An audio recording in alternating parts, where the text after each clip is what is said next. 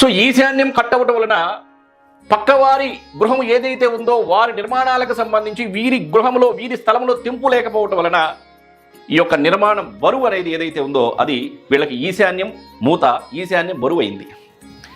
ఈశాన్యం మూత కానీ ఈశాన్యం బరువు కానీ అయితే వంశాభివృద్ధి రోత, పిల్లలు పుడతారు ప్రయోజకులు కారు, కన్ఫ్యూజన్లో బ్రతుకుతుంటారు, పిల్లల జీవితాలు సర్వనాశనం అయిపోతాయి, ఆర్థికంగా ఎదగలేరు, జీవితంలో ఎదగలేరు, అన్నింటా అపజయాలు ఎదురవుతాయి. ఈశాన్యం మూత, ఈశాన్యం బరువు, వంశాభివృద్ధి రోత అంటే వంశాభివృద్ధి జులాయిగా తిరగటానికి, అంటే ఎటువంటి వారి వల్ల ఎటువంటి ప్రయోజనం లేకుండా వృధాగా తిరుగుటకు ఎక్కువ అవకాశం ఉంటుంది. వంశాభివృద్ధి అంటే పిల్లలకు సంబంధించి యొక్క జీవితాలు అగమ్యగోచరంగా ఉంటాయి.